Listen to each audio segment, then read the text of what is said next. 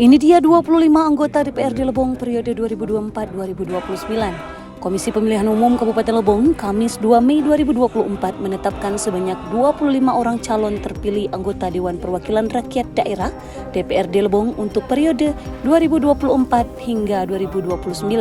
Terjawab sudah, pengesahan terpilihnya ke-25 orang anggota DPRD Lebong tersebut disampaikan pada pelaksanaan rapat pleno terbuka penetapan perolehan kursi dan calon terpilih anggota DPRD Kabupaten Lebong.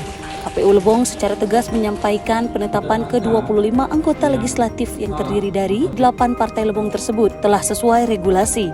Adapun 25 anggota legislatif Kabupaten Lebong terpilih tersebut yakni 12 orang dari Dapil 1, kemudian 7 orang dari Dapil 2 dan di Dapil 3 sebanyak 6 orang. Berikut daftar anggota DPRD Lebong yang terpilih.